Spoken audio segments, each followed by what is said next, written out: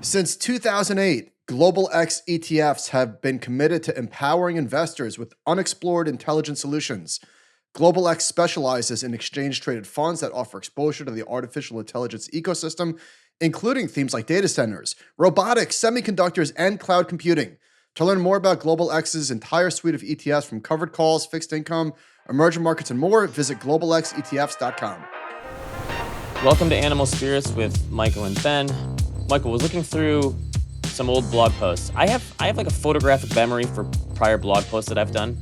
Like advisors at our firm will ask me, "Hey Ben, have you ever written about this before?" I have a client asking a question, and it's all up here. I don't know why. I couldn't. Sometimes I forget my own children's birthdays, but I can remember a blog post I wrote in like 2014. You know, it's funny you mentioned that because this morning I was thinking, I had this very specific thought, and then I thought, did I write about this? I can't remember. I have no idea what I wrote about.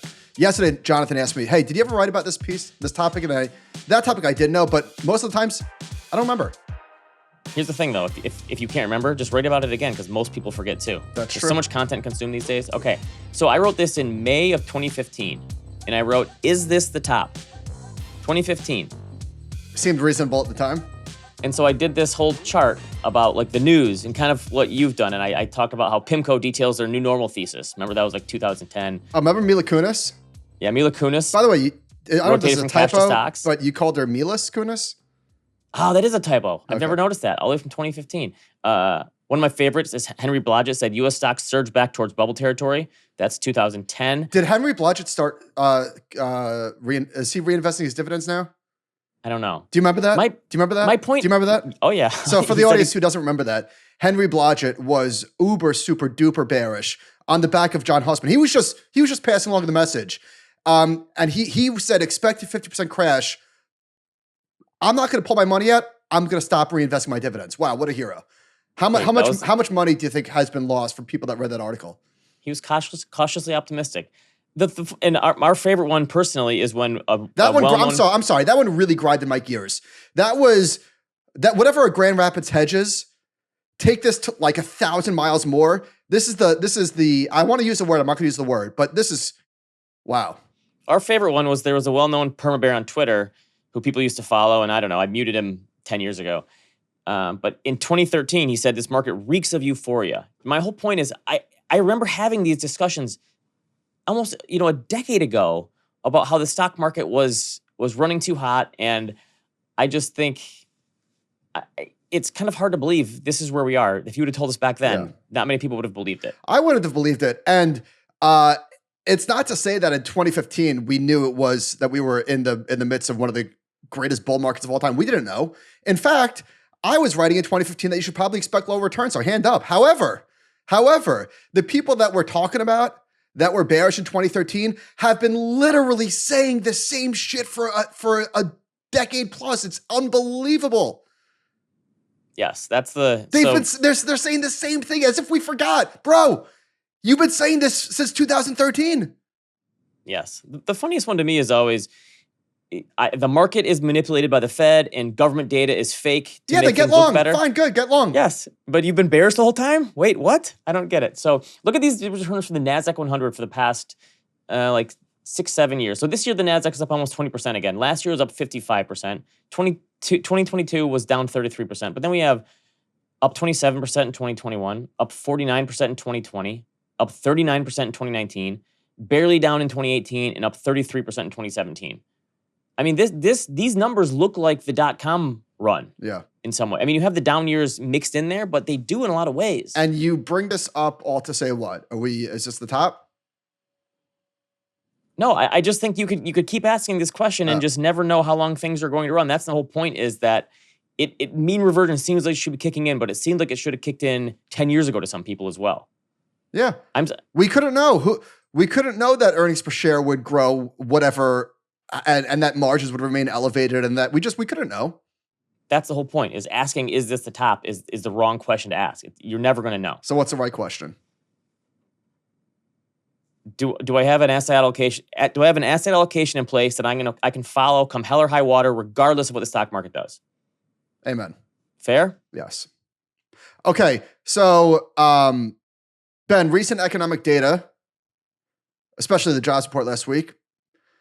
To use the words of Ben Stiller in Meet the Parents, talking about his portfolio, right? The recent economic data has been strong to quite strong. So I still can't believe we had like the 2-day recession back when Japan stuff hit and people were worried. My point, or my thought here is, are we way too quick every time to say, oh, this is it, rolling over? I think that's the problem people have these days, is people just want to believe things are getting markedly worse when they're just, it's slow. Like it's the pop machine. All right, so let me ask you this. Bill Simmons' voice. Are we sure 50 was the right move? Yes. Still the right move. Okay. And the Fed should go 25 again the next meeting and 25 the next meeting. If they want to keep this thing going, look at where inflation is and look at where bond yields are. The short-term yields are still above long-term yields. Well, we had a hell of a reversal higher in yields last week. I think it was the highest weekly change in the 2-year in a long time. So, Ben, last week we were bemoaning the fact that politics has infected the brains of everyone, and it's made the current climate just a lot nastier. And Josh Brown was on Ryan Russillo last week. Josh did great. I loved it. Josh did great. Somebody responded to Ryan, who I only saw this because Ryan quote tweeted it. Here's the response to Ryan tweeting that Josh was on the show. Since you had a left-wing financial, air quote, journalist on weeks before an election claiming how great the economy is, can we expect the other case to be made? Please bring on Peter Schiff. He'll come on and educate you in the audience rather than gaslight. And I feel my blood pressure rising just reading this tweet. So one of the comments last week was, Ben is the most political guy on the compound, which made me laugh. I'm probably the least political person that there is. I said this in a video we sent out to clients. The stock market is that's my political class. I'm a stock market person. Yeah. That's it. I'm not a Republican. I'm not a Democrat. I found the stock market is my party. Somebody emailed in talking about 3 of the things that I said recently, like policy-wise, that were all contradictory. Good. Right. Yes. That's okay. I'm inconsistent. So anyway. But no, the thing is, it's bizarre to me that just because you say the data says the economy is good, that you must be leaning this way politically. Like when Trump was president, I was saying, don't listen to the people that say you should sell your stocks because it probably doesn't matter if Trump's president. And the same thing I would say when Biden became president. Yeah, when the market was going up in 2017, were we saying it was fake and Trump was going to crash the economy? No. You don't have to be lean one way politically, left or right, to look we at call the data. We call it as it is. We call it as it is. By the way, so anyway, this dumbass calling Josh a journalist and a left wing at that. I don't think Josh is. Also, Peter Schiff is one of the people we were just talking about earlier. So the irony of this tweet, just put your head in a toilet bowl. Bring on someone who will lie to me and tell me exactly what I want to hear is what this person is saying. God. Anyway, here's another one from Marco Rubio. So sorry if this is political, but I don't know. It doesn't feel political to me to call out morons. Sorry. No, making dumb comments is not political. That's personal. So another fake jobs report out from Biden-Harris government today. 16 of who even cares what he says? All the fake numbers in the world aren't going to fool people dealing with the Biden-Harris economic disaster every day. Shut the up. So there was a big downward revision in the jobs data, as if this was some grand conspiracy that there aren't always revisions to the economic data. Have you been here for more than a minute? This is how it works. And in fact, Josh, the left-wing journalist, pointed this out on Ryan's podcast, that when Trump was in office, they did the same thing where they revised jobs down in 2019, 500,000 jobs. I don't even remember that being a thing. Do you? I completely forgot about that. No, we didn't really talk about it, or it happened and people weren't caring about it at the time. The funny thing to me is that we're swimming in a world of information. And even though the data is out there for people to see, people still choose to believe whatever they want to believe. And I don't think if you would have told someone in the pre-internet era, guess what? In 20 years, people are going to literally have all the world's information at their fingertips anytime they want. How much better informed is the public going to be? And I think you would have said that it's the picture that people always tweet on Twitter, like it's utopia. Am I wrong? No, the data's wrong. I mean, what are we doing here? I guess cognitive dissonance is one of the greatest forces in the world. And it's easy to see, especially around an election, of I choose to be mad about this, but not about this. And I choose to care about this, but not about this. And I think that's just human nature. And I obviously there's no changing it. And it's only getting worse, unfortunately. Did you see the dumbass from Sequoia who tweeted about the election fraud and fake ballots going to a house that he heard third hand in California? Yeah, they're trying to turn California blue. Because that's what they would do if they. I mean, what? So can I make a case for why Twitter is actually the best social media platform for your mental health? No, you cannot. I will dismiss this out of hand. Listen, in fact, it's getting so toxic. But listen, for normal people who don't have brain worms. Yeah, and you know what? The funny thing is, like 99% of people, 99. I don't know what the number is. Most people are reasonable people and would say, yeah, all of this is crazy town. Yes. But the people who amplify it and have a microphone. All right, so please humor me. Okay. Why is Twitter good for your mental health? So Instagram is bad for mental health because you go on there and you see fake lives. People are putting the best of themselves. They're putting vacations. Nah. Instagram's great. You see what you want to see. You know what's on my algorithm? There's beautiful women. Listen, I'm just being honest. There's wrestling. There's African animals. There's puppies. There's NBA highlights. And that's what I choose to watch, to look at. And there's egg crackers. No, I'm just saying the bad parts about Facebook and Instagram is very good for your mental health. Is that you see people that you aspire to be and you feel bad about yourself. Those are the bad parts about, like, especially for teens. Okay, so, fine. But I'm saying Twitter is the opposite. You see the worst of the world and it makes you feel better about yourself because at least I'm not as dumb as that guy. Okay. No, I mean, that is some mental gymnastics if I've ever seen. No, I'm Twitter halfway, is I'm halfway serious. No. It's a hellscape. It's so bad. And God forbid you go to the For You tab. And it's just murder and horrendous accidents and flames all over the globe. Well, you know how you click on a Twitter video now and it doesn't just replay it, gives you another one afterwards? For me, it's always like click on a football video and the next video is just a fight. And I'm like, and I don't know if this has got me in the algorithm that I like fights for some reason. Yeah, we all do. This is, we spoke about this years ago, like why are we attracted to violence? Dan Carlin had a whole like 4-hour episode of the history of public squares and hangings. And this is why we're like, I was talking about why do I love horror movies? Because I'm a human being. All right. So I feel like you're kind of all not bared up this week, but you're beaten down by the negativity. Is that fair to say? Oh my God. It's too much sometimes. It is too much sometimes. I try to filter it out. It is way too much for the first time in a long time. I am just I'm doing a lot of muting and following and a lot less like looking at my phone because it's toxic. It is really bad. It's hard to do. Okay, email to the inbox this week. I did want to share a recent Wall Street Journal article that weighs against the things have never been better narrative. Prime-age men have the lowest labor force participation rates, falling college attendance rates, higher suicide rates, and lower rates of marriage having children. I would chalk this up to the difference between wealth and prosperity. Wealth reflects access to luxuries, whereas prosperity is about well-being. America is wealthier than ever, but it is not as prosperous as it used to be. I still don't necessarily believe that. I do believe that some of the pushbacks about men in their prime age having issues is probably a real problem.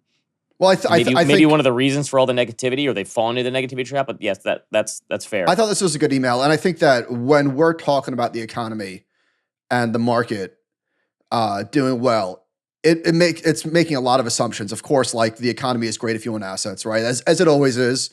But there's literally never been a time in history where everyone has been on board and everyone is doing great. I know. I think that though, when people like us talk about the economy doing so well and the stock market doing so well, I mean, again, every single time we talk about the economy doing well, do we have to give the caveat that not every single person is doing well? I mean, we get tired after a while. Unfortunately, yes. But of course, that's the reality. Of course, there are people that are doing better than others. And of course, there are people being left behind and being hurt by the current economy, as is always the case. But when you look at the data as a whole, things are... So I actually had to pull this up because I looked at the labor force participation rate for prime age, and prime age is 25 to 54, like you're in your working years, for men and women. And Y Charts has this going back to the 1940s. And the high for prime age men working was in like 1958 or something, and it was 98%. Today it's 90%. So it has come down. But in that same year, the women labor force participation rate used to be 35% back then. And now it is closer to 80%. So you've seen this mass influx of women into the labor force, and you've seen a slow, minor decline in men.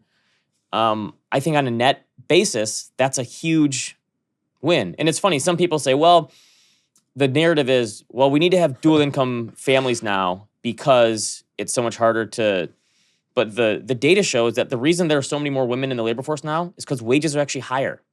Higher wages have brought women into the labor force. It's a good thing. They're coming in because they make more money. Oh, that's such a good point. It's not because people need, some people obviously. Well, I think you said that both things are true. Those are not contradictory statements. That most people require two incomes, and also women are being attracted to the labor force because incomes are higher. Yes, which is kind of not what you'd think. Okay, getting back to the idea that we're looking for bad news too quickly. So this is from Kevin Drum, who writes this jabberwalking. It's like a wonky econ blog. He looked at the rolling 3-year average of the unemployment rate going back to 1974. And it's as low as it's 3.8% is the rolling 3-year average. Dude, this is fake. You believe this? You believe this? So it's the best we've seen since 1974, by far. Better than the dot-com boom. And one other thing, when we talk about the economy, when's the last time you or I mentioned Biden or Kamala Harris? Exactly, because guess what? The president does not control the economy. They get too much credit when things are going good, and they get too much blame when things are going bad, Republican or Democrat. It's true. They're the manager of a baseball team. Stock markets go up during Republican and Democrat regimes. They go down too, for both of them. They don't have a lever they can pull in the White House. There's no red phone that says, hey, make the stock market go up today. I want it. I need it. Yeah. That doesn't exist. All right. You mentioned bond yields. So yesterday, the 10-year Treasury bond hit 4%. I think it got as low as 3.6 maybe? 3.5? Yeah. Back at 4%. Worst rate cutting cycle ever. Interest rates just keep going up. Mortgage rates yesterday, 6.6% after being down, I think 6.2, 6.1 maybe was the lowest. I think this is going to have a big psychological impact on people thinking, wait a minute, you told me we're cutting rates. All I'm getting is lower yields on my savings accounts. I'm not getting lower borrowing yields. What's going on here? I think the psychology of this could be really, it could mess with some people, with consumers. I think they're like the real estate market could be all like people are going to throw their hands up and go, well, when? So if we get lower yields in our savings accounts and not lower yields or not lower borrowing costs. So mortgage rates shot up last week, no? I just said it's back to 6.6%. Yeah. So I think the psychology of this is going to be people are going to go, whoa, what? What? Whoa, stop the clock. And I don't know if Powell's going to have to say, listen, if you want lower yields, we're going to have a recession and people are going to have to lose jobs. Is that what you want? And some people are going to say, yes, do it. But I don't know. And again, this is a net positive because the reason this is happening is because the economy is stronger than people think. Mm-hmm. But I think it's going to also make people mad. It's kind of a double-edged sword. All right. The longshoreman strike last week lasted for, 5 days or something. Not very long. But the big thing that I think made a lot of people mad, and there was a lot of people who are pro-union who are mad about this too, saying, you cannot fight automation. This is coming whether you want it or not, right? And the whole idea that you can fight, sure, you want higher wages, we'll give you higher wages now. Bank some of them in the future because your jobs might not be there. So I think people were really mad that they were trying to fight automation, but I think there has to be obviously, there has to be some sort of safety net here if we're going to say, all right, you thousands of people are going to lose your jobs because of this. So you've read Once in Golconda by John Brooks. Phenomenal book. It's a great book about the 1920s build up, and then I think it's the 20s and the 30s. And he talked about how the booming 20s, and this gets back to our point about how even during a boom time, not everyone is taking part. So he was talking about the roaring 20s, and he said, of course, prosperity was not for everyone. Farmers were 80% of the labor force in like the 1800s. He said the farmer, largely deprived of his huge wartime export trade, ill-equipped by temperament and technology to protect himself against suicide through overproductiveness and virtually unassisted in those days by government, was in the direst of straits. The average price of all farm products was cut in half from 1920 to 21 and was to regain only a fraction of that loss by 1927. capita income for persons on all farms fell 62% between 1919 and 2021. These catastrophic declines, unprecedented in the country's agricultural history, meant defaulted mortgages and the failure of the rural banks that held them. In the great years of prosperity from 1923 to 1929, banks in the United States were failing steadily at a rate of nearly 2 per day. As for wage earners, through the 1920s, almost 1/3 of them took home less than $2,000 a year, a fifth of them less than $1,000. But poverty programs and even federal farm price support programs were not in order of the day. Like, there was no safety net back then. So, like, technology came through, totally changed the agriculture industry. Even in the roaring 20s, these people were all basically put out of jobs or lost income because they weren't needed like they were in the past. And so I think that's the whole point of this. Like, we have to have automation, but there has to be some sort of safety net to fall back for these people as they try to find it. Because the U.S. economy is dynamic. There will be new jobs made, but some people are going to be hurt in the meantime. Just getting back to the complaining. Sorry, Mom. Hang on. Does this make me a lib because I want to help people? I just wanted to check. Just checking. Don't you think a lot of this complaining is a sign of like progress? Back in the day, people didn't have time to sit on the internet. And of course, there was no internet and just complain about how bad things are. That's how decent things are. Right. You sat on your porch and complained to your wife or your children or your friends, right? That's the only people who would listen to your complaints. Yeah. And most of them probably got sick of it. All right. More good news that people might get mad at. The obesity rate fell in 2023. Well, that has... For the first time in a long time. Yeah, I mean, that has been up and to the right. Just go to Six Flags Great Adventure or Walmart and you'll see we are a heavy nation. It's the one thing that really stood out to me being in Europe and coming home was that in Europe there aren't that many obese people, and then you come back to the States and it's a problem. So here I have a hot take here. There's definitely been a proliferation of people that are more mindful of health. At least anecdotally, it feels that way. So I put this obesity chart in our artificial intelligence under the dock, you'll notice. So I have a hot take. This is in the oven preheating. I preheat the oven to 425. It's not quite there. It's at 250. So I don't totally believe this, but it's there. Is it possible 20 years from now, we'll look back and say, Ozempic and these other drugs like this were a much bigger deal to humanity than artificial intelligence? They have a bigger impact on humanity as a whole than AI. I think that's a possibility. I think so too. That like everyone's paying attention to AI, but these drugs might not be getting nearly enough. Well, how many tens of billions of dollars are spent on obesity in terms of like healthcare? Doctors should be handing these things out like candy when people come to visit them that have heart disease or overweight or have diabetes. These things should be, the government should make this stuff free. We don't because we don't know. The government should make this stuff free. Think about how many benefits this would have. We don't know anything about the long-term potentially impacts of these drugs. We do know the long-term impact of diabetes and heart disease, though. True. I think that for people who need this stuff should be free. I think the government should subsidize this and give it out to people. Once again, Ben's a lib. Wanted to give, but I think this is a massive, massive deal potentially. So I'm 1 for 2 on hot takes with you today. What was the first hot take? Oh yeah, that was terrible. Twitter is making I saw a picture. I don't know why. I was just thinking about like self-image or whatever. I saw a picture of. We took a family photo at Temple last week, and I looked terrible. And usually, I don't see a picture of myself and cringe. Like I don't have like self-body images or whatever or problems. Like I'm comfortable with how I look. Listen, I'm a bald middle-aged man. It is what it is. But I looked at myself and said, "Holy shit." I looked really old. Like it was the first time that I saw a picture of myself and I said wrinkles and such. Yeah, I looked old. Like I don't know if it was the angle or the sun or whatever. I looked horrible. I think that's Vince Vaughn coming back to haunt you. That's karma. That's karma. Yeah. I had to open my mouth. So what are you going to do about it? Don't get Botox, please. What do you mean? What am I going to do about it? I'm kidding. I don't really have that many wrinkles. I just looked horrible in this angle. I'll share it with you. It is, when you see pictures of yourself when you're younger, it definitely stands out a little bit. But so the AI thing, there was a tweet going around Twitter. There was an AI image that was made to look like a young girl in a boat with rain coming down, being rescued, holding a dog in the hurricane, right?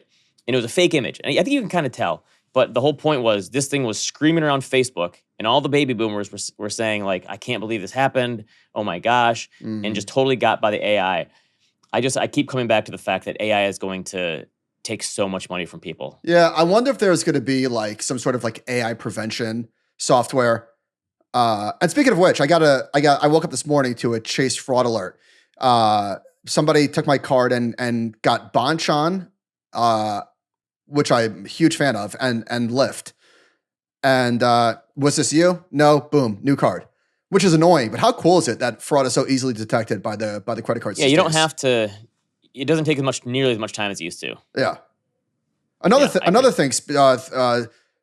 Remember how big of a pain in the ass it used to be to get a new cell phone? Like, oh, how am I going to get all this data from this phone to that phone? You have to plug. All right, because it's all in the cloud now. Yeah, you used to have to plug your phone into one computer, download everything, plug the new phone in, upload it to that, and it took forever. So I dropped my phone in the water and it wasn't charging. So long story short, I go to Verizon and I'm like, all right, how much is a new phone? They said, do you have insurance? I said, nah. He goes, all right, let me punch up your account. He's like, dude, you have insurance. I'm like, oh, wonderful. So I do have insurance. And so I got a new phone a day later, which is great. It's a 15, but I don't care. And you tap the phones, transfer. I had my new phone up and running in, I don't know, 4 minutes. And it looks exactly like it. Your apps are all the same. It's wonderful. It is unbelievable. It's like how easy that is. It's one of a million billion things that is so good that we take for granted. And you don't even think about it anymore, right? Yeah, I agree. All right. So last week we talked a lot about climate and how that's impacting people. This Milton hurricane sounds like it could be even worse than Helene in certain ways, at least for people in Florida. Don't pretend to be a weather person. But read this tweet from the meteorologist. Okay. This is nothing short of astronomical. I'm at a loss for words to meteorologically. Meteorologically. It's a tough word. Describe to you the storm's small I in intensity. 897 MB pressure with 180-mile max sustained winds and gusts of 200 miles per hour. This is now the fourth strongest hurricane ever recorded by pressure on this side of the world. This eye is tiny at nearly 3.8 miles wide. This hurricane is nearing the mathematical limit of what Earth's atmosphere over this ocean can produce. Holy cow. Okay. And it sounds like it's strengthened really fast from like a Category 1 to a Category 5 potentially. Did you see this video from Corey Hoffstein, our friend, driving through his neighborhood in Tampa? No. Okay, so he did a video driving through Tampa, and it's from the damage from the last couple of weeks, and it's all just the road is packed with trash and furniture as far as the eye can see. And now we potentially have another storm coming in. Oh my God. Yeah, I'm looking. You see this video? Is, devastating. I can't imagine what these people are going through. Like you have to take some of your prized possessions and everything else gets left behind. Like how do you recover from this psychologically? I was talking to Duncan before we were recording, and Duncan went back to North Carolina where he's from last week to look at some of the damage and visit family. And I said the same thing. How do you, if you're a business owner or a homeowner, how do you rebuild or restart? Or I can't even imagine. And we talked about this last week about how it's impacting the housing market, which almost seems like insensitive, but it's going to be a topic. But we had a lot of people who said, oh, climate change is not real, which fine. You want to believe climate change is not real? More power to you. The point is, these storms are gaining in intensity, and where people have now put their houses, and now houses are more expensive, it's making the damage bigger, which makes the insurance more expensive. That's the whole point. If you want to believe climate change, fine. The numbers say there's more damage. The damage costs more. It's costing insurers more. So look at all these. I put together a bunch of headlines from the Wall Street Journal and New York Times. In a Florida town ravaged by storms, homeowners all want to sell. The people fleeing climate disasters are going to transform the American South. And that luxury home comes with an ocean view and a surging insurance costs. And they have all these examples of people who are in some of these areas who are not, like there's all these people who flooded Florida, right, in the past couple of years. And now a lot of them I think are saying, whoa, I don't know that, I didn't realize this is what I signed up for. What if I try to sell? And here's one, this guy paid $550,000 for his 5-bedroom home, and that's in Tampa. Spent another $50,000 on improvements. When he had to move back to Virginia for work, he expected to sell his house quickly, but since the listing in February, he had no luck. He dropped the price 5 times and would be happy to simply break even. He said, I can't unload the thing in 8 months. I've had 0 offers. No one even showed up to the open houses. Nobody. And I'm not saying there's going to be this mass migration of people leaving, but there's going to be a lot of people leaving I mean, people who have money will rebuild probably on the ocean. They'll be fine. But there's going to be a lot of people who won't be able to afford that or won't be able to afford the insurance. And it's really going to change migration patterns. I truly believe this. Yeah, I agree. So here's a study saying, one study by First Street Foundation, a research firm that studies climate threats to housing, found that roughly 3.2 million Americans have already migrated, many over short distances, out of flood zones such as low-lying parts of Staten Island, Miami, and Galveston, Texas. Over the next 30 years, 7.5 million more are projected to leave those perennially flooded zones, according to this study. And they're also talking about these people going from paying like $800 a year in insurance, paying $3,000 or $4,000 or $5,000. And this one person says, like, I love living on the water. Like, I can't do it anymore.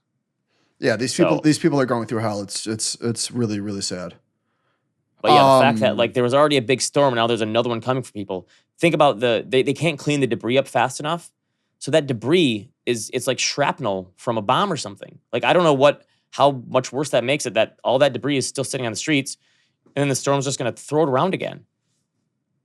We have some people in Florida for our firm who've already said evacuation notices have happened. Yeah, just an awful situation. I can't even imagine. Mike Zaccardi sent this to us or tagged us on Twitter. Goldman Sachs, rates volatility has kept primary, secondary spreads high despite relatively low gain on sale for originators. We're talking about the 30-year mortgage. So a lot of dynamics going on. I'm not exactly 100% sure what this means, but okay. So I got it. There's another one that someone sent us. So I said, what do we have to do to get the spreads to compress? Because John Burns has this thing where they ask people, like, what's the mortgage rate you'd take on to buy a house? And they said the magic rate is like in the 5 to 5.5% range. Like, that'll get people to move. Okay. So how do we get the spread to compress to get to that level, even if rates don't fall that much? And so this TK Financial guy sent it to me. He said, open market purchases would help, but generally the spread should fall on its own as the market prices in less interest rate volatility. So he shows this MOVE index, which is like the volatility of interest rates. And you can see, so scroll down a little bit from the Zaccardi one. There it is. He shows that the spread follows the MOVE index pretty closely. And so if the volatility of interest rates declines, hopefully that should help the spread decline. I hope he's right. But I guess that would make sense with the Fed not having to change things around so much and rate volatility. So hopefully that'd be one good thing to hang your hat on as a homeowner, I guess. All right, survey of the week from Kevin Gordon at Schwab. NFIB Small Business Uncertainty Index. So Small Business Uncertainty Index spiked to an all-time high in September. I bet it was a lot higher in, although I'm an uncertainty truther who says that uncertainty is always at all-time highs, but it seemed to me like in March 2020, it would probably feel a lot higher than it is today. So according to the survey data, there's more uncertainty now among small business owners than there was during the dot-com bust, during Enron and 9/11 and Madoff and 08 and 2020. Sorry, don't buy it. No, not at all. And if you're a small business owner, don't you think that the micro economy matters so much more to you than the macro in a lot of ways? Sure, the macro borrowing costs and such, but you would think. Yeah. All right. Another one from Mike Zaccardi. He sent us this chart of truck and car inventories from manufacturers. So in 1990, we're talking 60% of all inventory that was produced was cars, sedans, and the other 40% was trucks and SUVs. Today, that is closer to, eyeballing it, I'd say 85-15, maybe 90-10 in favor of trucks and SUVs. This is an insane fall in. The funny thing is, we've talked about this in the past. Both of my parents came from 5-children family. They did not have a minivan or an SUV. My grandparents weren't driving a Yukon. Do you think that they just didn't take all their kids everywhere? No, I'll tell you what it is. They didn't have seats. They just had the long couch. That's true. Everyone just right. There wasn't 3 seats. It was a couch. Or there was no seatbelt, right? Exactly. There was no car seats. All right, everybody, squish. It is funny. The family sizes are smaller today than they were in the past, but car sizes are bigger. So here's what I want to say. Is this a form of forced inflation on that's self-imposed on people? Yes. Because worse gas mileage than sedans if you're driving a huge truck or SUV, higher insurance premiums, higher monthly payments. So again, smaller families with bigger vehicles. And I think this is a form of self-imposed inflation on a lot of people. Yeah. Right? I got an update. I can't wait until I'm an empty nester and I'm driving a Honda Accord again. Listen, I'm a hypocrite. We're a 2 SUV family. Even though I drive a Explorer, so it fits a little better, right? But I want to drive a sedan. I got an update on my Audi. So How long have you been without it for? I dropped it off on August 23rd. They finally gave me a loaner on August 23rd. I didn't hear back from them. So the problem is I think I've got a busted engine because the check engine oil light keeps coming on. I didn't hear back from Audi until yesterday, from August 23rd. So it's been like 6 or 7 weeks. Yeah, Robin's like, should we call them? I'm like, I don't care. They could keep the car. I've got a loaner. Like, I'm not putting miles on my car that I own. They could keep it. So what do you say? 6 weeks? Great customer service, right? So anyway, they called me yesterday and said that there's metal in the engine. Okay, I don't know what that means, but it's going to cost, they said Isn't the engine made out of metal? Wait. They said it's a $30,000 replacement, which is more than the car is worth. So they have to like take it apart to make sure that insurance. But this is under warranty or no? Yeah. Okay. So they have to, but they have to prove a lot, right, to the insurance company that this needs to be replaced. The funniest part. Imagine if they take it apart and say, "Sorry, this is not covered."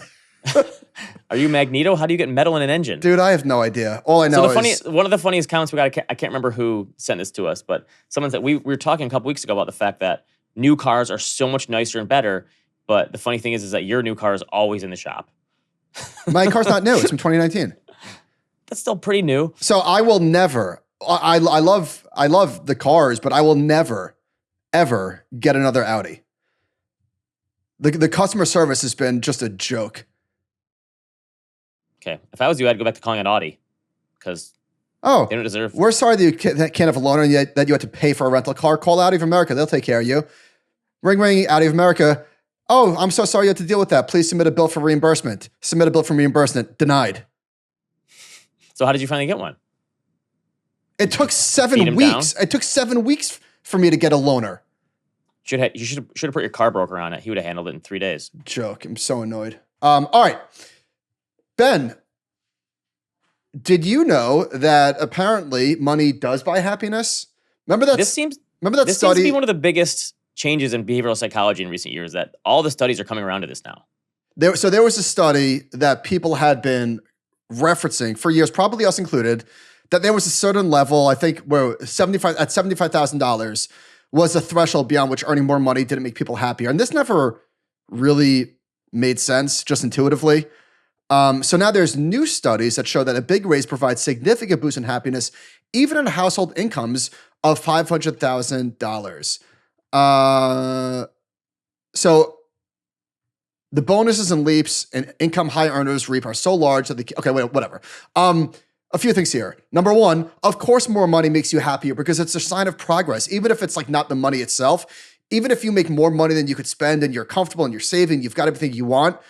If you're not making more money, then you're not progressing. And so it's just a function of growth, if nothing else. It's not necessarily money for money's sake or greed or anything. It's just, hey, progress. I want to know that every year I'm doing better than the year prior. That's number one. Number two, you can't measure happiness. There's so many things that go into being happy. Health, family, relationships, friends. Like, you cannot measure happiness. And also, I think one of the studies, so the original $75,000 study was done by Daniel Kahneman. And then this Killingsworth guy who they mentioned in the story, I think he worked with Kahneman to create a new version of it. And it was like, when you ask people how they feel. And to your point, when you ask someone, are you happy right now? Could totally be long-term, yes, I'm very happy. Short-term, no, my family's a mess or my kids are screaming. And so like to your point, the measurement of happiness, it changes all the time. Your perception of happiness changes depending on what's going on in your short-term life or your long-term life. And how many stories have we seen over the years about rich people that are miserable, right? Like that's a very common theme. Yes. So of course, money is not the cure for unhappiness, but generally speaking, yeah, money can make things a hell of a lot easier and cure some of the misery in people's lives. But money is not going to make an unhappy person happy. I just think it's hard to measure, right? But of course, the $75,000 line in the sand of above that, it's all gravy was bunk. All right, sticking with this theme, there was an article in the Journal, another one that said, "Meet the Henrys, the six-figure earners who don't feel rich." So they found somebody, April Little, and they said 15 years ago, if you asked her, if you told her she'd make $300,000 a year, she would have pictured a life of free of financial stress. The white picket fence, I have the whole visual in my head. I don't want to sound ungrateful, but when I got to that proverbial mountaintop, I realized that there's a lot of expenses and I still don't own a home. So I think making money is obviously great, but a lot of things come along with that. More money, more expenses. It doesn't buy the financial freedom that you might think. And listen, nobody's asking people to feel bad for people that are making money, but I think this article was just shining a light on a reality, which is that raising a family is expensive. Having money, paradoxically, is expensive because the more money you luxuries make, become necessities. Yeah, exactly, all that sort of stuff. I mean, so that income of $300,000 that probably puts in their top, I don't know, 8% of households in the U.S., I would guess. And a lot of people would say, like, you have no right to complain. But I do think this is why the goalposts are moving. And this is why we have progress in the world. Yeah. Because people are never happy with what they have. I don't view this as complaining as much as this is the reality of people in this situation. And yeah, nobody's asked you to cry for them, but it shows these are the facts. So this surprised me. What percentage of households bring in $200,000 or more? It's probably 15. Wow, nailed it. Is it? Yeah, Okay. It's 14.4. Not to brag, but I've studied this data before. That's higher than I would have guessed. Okay. But yeah, inverted, and 85% of people don't bring in that much money. But here's the thing, though. If I look back at when I was young, I didn't need a lot. I lived in a crappy apartment. I had crappy furniture from Walmart or IKEA. I didn't really care about going to nice restaurants. I didn't care about nice clothes. I still don't care about nice restaurants. But those things that, yeah, you're right. Your tastes and stuff change. So if you would have said, yes, me at 25 earning $300,000 a year, I would have been set. But right. It's a different lifestyle. Right. It's a different. Well, yes. That 100% right. Yeah, at 25, you have very little expenses. But when you've got 2 kids, a mortgage, vacations, schools, whatever you want, it's expensive. It is. A brand new Yukon Suburban, whatever, that's $80,000. Yes. Everything's more expensive when you're, yes. All right, this email made me chuckle. The worst place for small talk is not the dentist chair. It's the perfect place for small talk because you have undeniable grounds to not respond. The worst place for small talk is a public restroom urinal. Guys that make small talk at public urinals are the worst and need to be stopped. Please help get the message out. That's true. That's like Alec Baldwin in Along Came Polly. It's so beyond egregious that I don't even know that anybody's ever spoken to me in a urinal. If I had to guess, if there's been ever anybody that has spoken to me in a urinal, it would be Barry, obviously. Yeah. But I don't think, it's so egregious. I don't think it's ever happened. That's fair. That's true. All right. One of the big stories going around this week was the fact that kids aren't reading anymore. And they're saying waste of time. Kids who come into college don't read anymore, so they look at books are losing attention, so they show like once or twice a week you read a book, and this is 13-year-olds. And it's gone down, and people who have never hardly ever read went from 8% in 1984 to 31% now. People who used to read was 35% to 14% or 22%. It's all falling. And there's, I guess one of the colleges was complaining that people coming into school don't have the ability to read books anymore. Here's the thing, though. I would venture to guess people now read more than anyone ever has in all of human history. It's just not books. It's just not books. Yeah, totally. And you have podcasts now. I think, honestly, listening to 2 or 3 podcasts from an author who has a new book out is a huge time saver from spending 15 hours reading that book. Totally. You get the best stories, you get the best anecdotes, the best data. Not every book needs to be read anymore. Yep. And honestly, there's a lot of fluff in books. Mm-hmm. I'm a big book reader, but there's a lot of books that don't need to be read and a lot of books that are 300 pages that could have been done in 100 pages. So I love Ron Chernow's biographies. I guess in Hamilton's case, you didn't need to read about his childhood, but George Washington, do I care what his uncle said to him when he was 6 years old? Right. And there's like 70 pages on that. I always say that the biographies are way too long. Just give me the best. So actually, I'm happy with this. So my kid's school, my daughter has never had like any homework. Her only homework is you have to read at least 20 minutes a night. And then this year she's in 5th grade. And they said her only goal is we want you to read 25 books by the end of the year.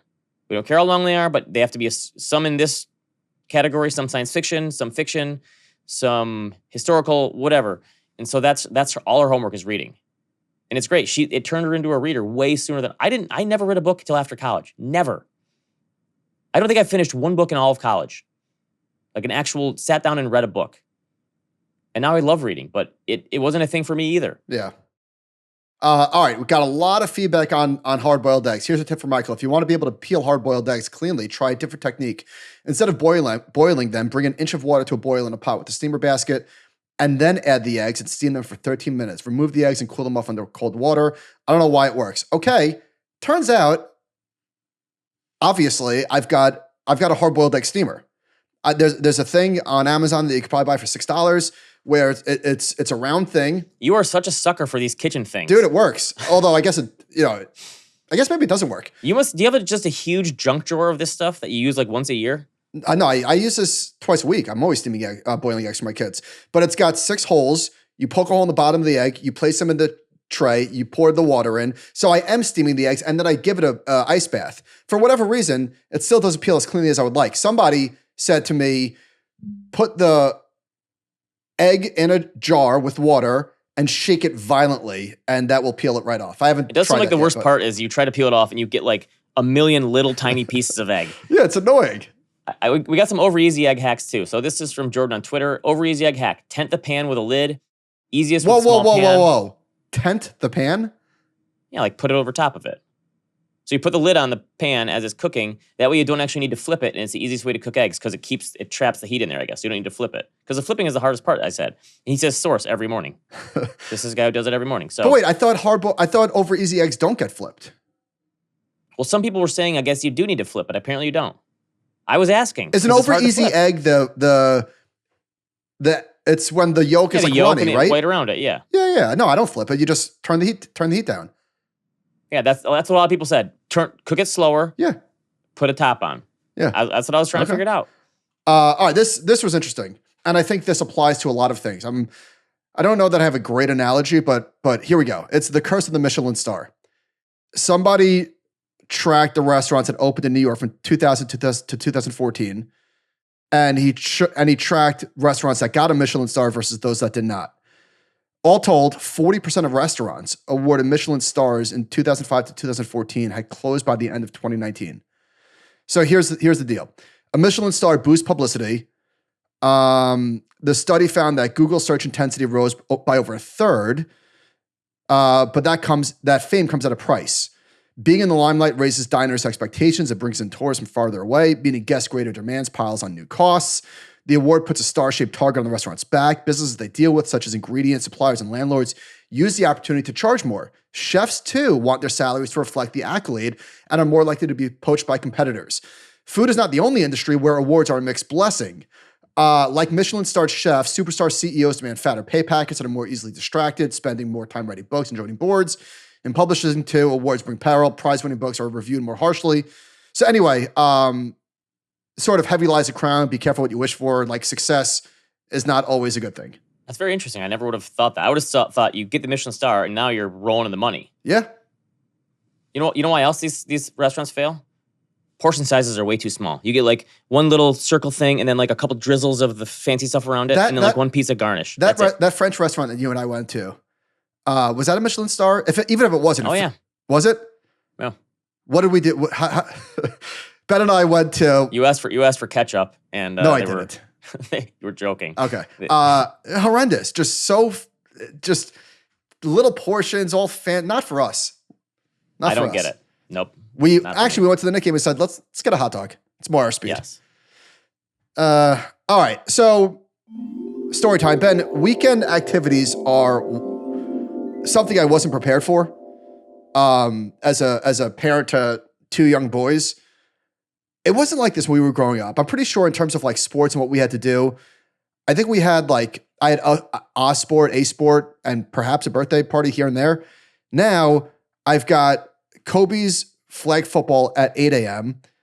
Logan's. Those are brutal on a Saturday. That early, right? Yeah. Logan's, which by the way, I'm an assistant coach, an assistant to the assistant. I harangue the kids on the sideline.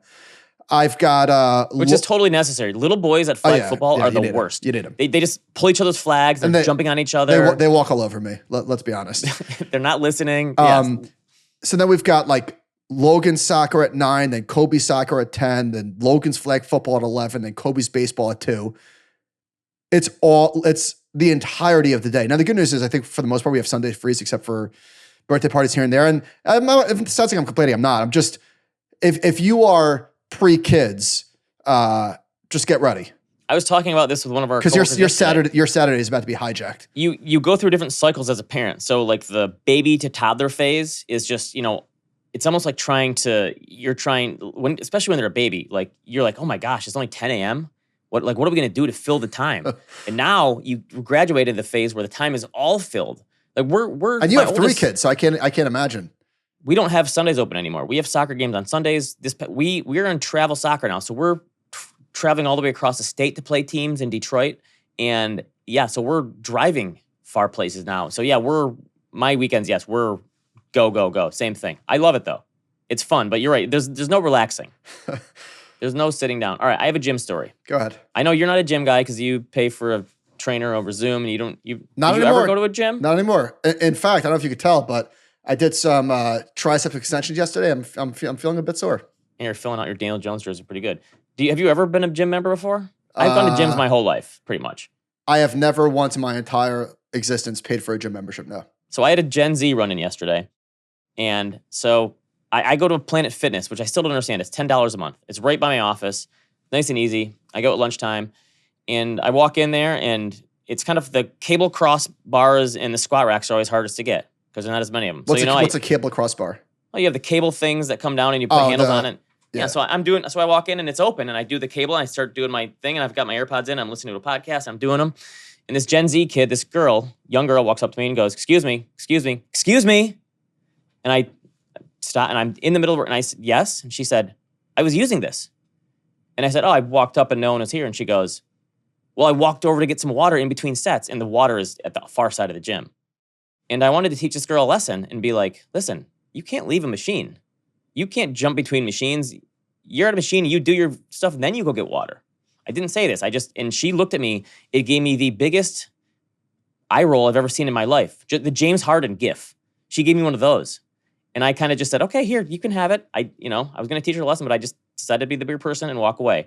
But she was not happy with me. Did she say thank you? Stole her. No, just she gave me an eye roll. And I thought people in the Midwest were nice. I thought so. I could have said, you know what? No, you weren't on it. It's my machine now. It was open when I walked over here. No one was here. You're a pacifist. Yes. I let her have it. But yes, these are the gym run-ins. And then I walked into the locker room to get changed, and there's 7-year-old dudes walking around, no towel around their waist, just on their shoulder. It's so wild that old men are just comfortable walking around. I one time my uncle took me to a pool swimming. This is kind of a weird story. I don't know why I agreed to go with him, but sure I'll swim a few laps. So this is probably 20 years ago. So we're in the dressing room and he just got naked. I'm like, dude, yeah. Why not put on a towel? That's the point of the towel. You wrap it around you. I don't get it. You know how we always turn into our parents? Like I'm eating cottage cheese like my dad with fruit. Well, first of all, I don't go to the gym, but I'm pretty sure I'll never just be cool with just walking around naked in front of other dudes. No. I guess more power to them that they don't care. But no thanks. All right, recommendations. We've talked a little about Nobody Wants This, a new show on Netflix with Kristen Bell and Adam Brody. It's also got Jonah from Veep, which I'm not sure you ever watched, and it's got Willa from Succession, who's actually very good in it. She's great. I like her, so I like it. It's great because it's 25-minute episodes. You can fly through the season. That's a winning formula. We were talking briefly about this yesterday. Of course, you're an Adam Brody guy. So in college, I had appendicitis. And my appendix almost burst. But the night before I went to the hospital, I was just in agony, laying on my bed. I couldn't do anything. I couldn't move. And I turned the TV on, and this is pre-streaming days, and the only thing that was on was an OC reunion or an OC marathon. So I caught all the way up on OC from the summer, and I was in. And I can't believe he never became a bigger star from that show. He should have been like the funny, sarcastic buddy in like 11 different Matthew McConaughey rom-coms. Yeah, I wonder what the story is behind that. Did he get... And he's great in this. It's so funny, though. I looked him up. Both Kristen Bell and Adam Brody are in their mid-40s. They're probably paying people in their 30s in this show. It's just easier than ever for people to just look younger now. Yeah. And play younger. Here's the other thing. So this is the first time I've had where the people's job is a podcast in the show. and they're talking about things, and one of the sisters, there's two sisters who have like a Call Her Daddy kind of show, talking about dating and sex, and they say, wait, save it for the show. And I thought, hey, that's what we do. You and I will be having a conversation. It's usually you. I start telling a story or a joke, and you say, no, save it for the show. Save it for the show. Yeah. Don't tell me now. Yeah. I thought that was pretty good. Wait. So what did you think of the show? I really liked it. It's very good. It's funny. Cute. It's good. Probably would have been a rom-com movie in the past, but I thought it was good. My only nitpick, if I had one, is there really a guy that smooth with the ladies who's a rabbi? No. Is that okay? No. I figure that's a stretch. No. So I think I watched like 3 episodes, and then I said to Robin, "You're free to move on without me." Like I enjoyed it, but she flew through it. I like it. So Wolves, not Wolves. Wolves is the new Clooney Brad Pitt movie on Apple. I wanted to bring this up. No, nobody's talking about it. Was it horrendous? I saw some lukewarm reviews. I liked it. I don't know. I saw a lot of people say, it's not good. Is it necessary? Like, these guys have the best chemistry. Like, the first half hour of the movie is awesome. They're fixers who come in and if someone gets murdered or someone gets hurt, they come in and clean it up. Like the wolf on Pulp Fiction. Yeah. I'm guessing that's the title. And they just have the best, their little banter and little witty, like back and forth. I loved it. The movie kind of goes off the rails a little bit at the end, but I really enjoyed it. It was entertaining. It's not a great movie. It's a good movie. It sounds like an airplane movie. Yeah, make you laugh a little bit. All right. I thought about last week. My favorite horror movie. Since you had your list, I had to think about this, and it was easy for me. This was a totally easy one, and it's based on, I always give you crap for having the premium experience for going to the theater for this. Wait, give me a clue. What year did you go? This is late 90s. Oh, Blair Witch. Yes. So, and the only reason is because of the experience I had at the theater. Holy shit, what a movie.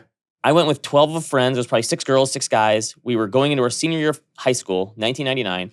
And we were so dumb. We lived in a small town. We would sneak beers into the movie theater.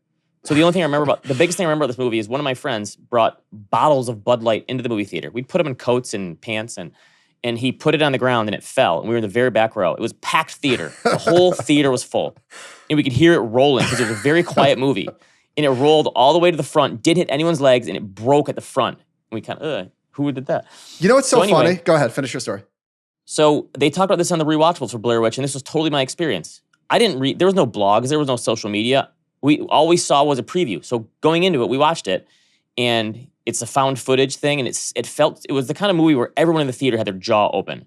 And we walked out of the movie, and it was the experience afterwards was amazing, and everyone we were with was sitting there talking, and everyone's kind of didn't, like, was that real? No, it couldn't have been real.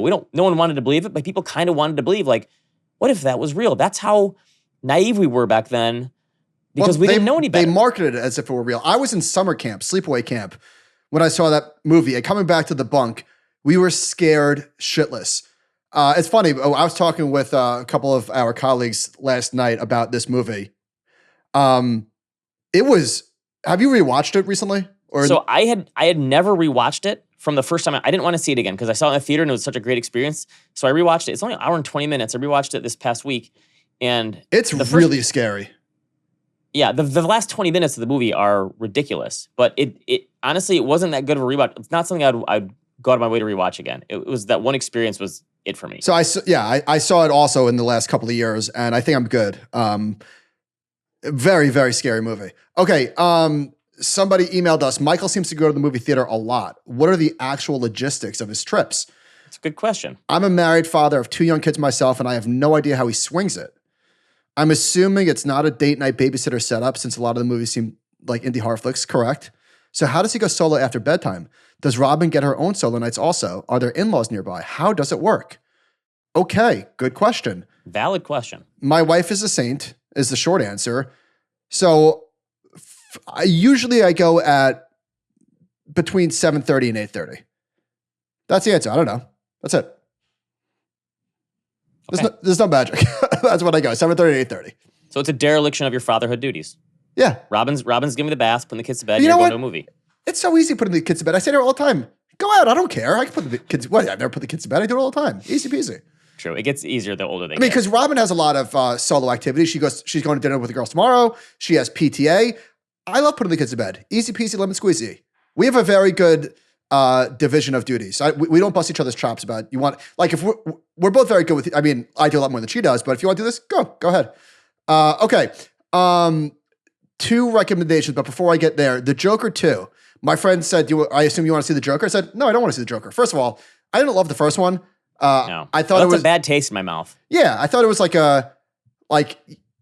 get why people liked it, but it was so miserable and just depressing. Yeah. And so I know interest in Joker 2. And then when I found out that it was like borderline a musical, I was like, what the f? No, I'm so out.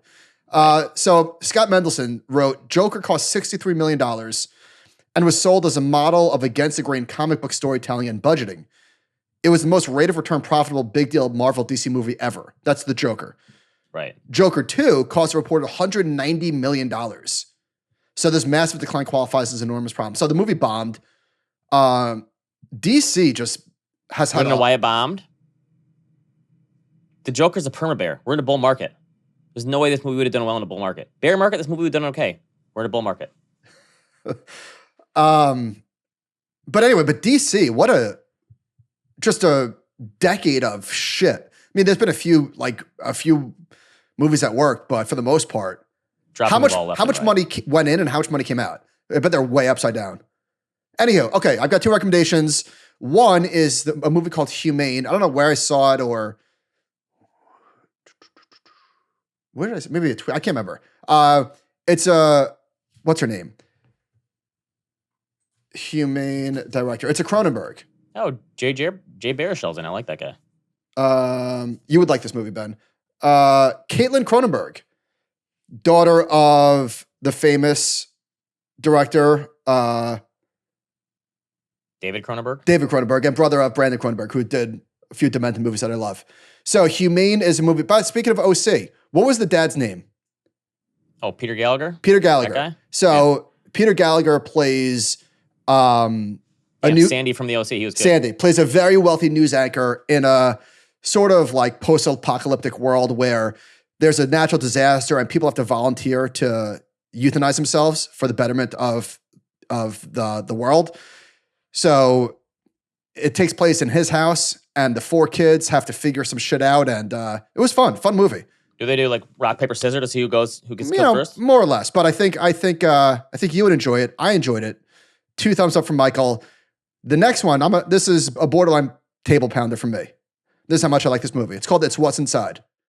And It's What's Inside felt to me like a mix of Bodies, Bodies, Bodies and Talk to Me. So it's not a horror movie. It's sort of like a genre sci-fi, I guess. 8 friends are in a very large house the night before one of their weddings.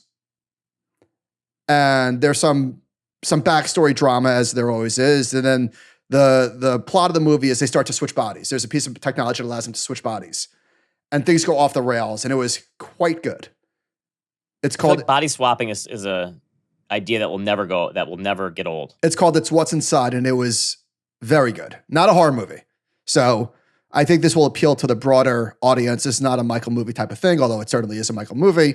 So very much enjoyed. Very much enjoyed. You know what the funniest body switch movie ever is? Freaky Friday. No, Change It Up with Jason Bateman and Ryan Reynolds. Totally underrated movie. Oh, yeah, that is good. Love that one. That is pretty good. All right.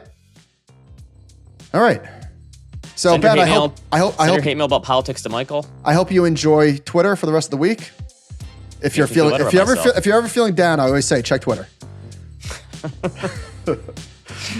They can't all be winners. All right. Animal Spirits at thecompoundnews.com.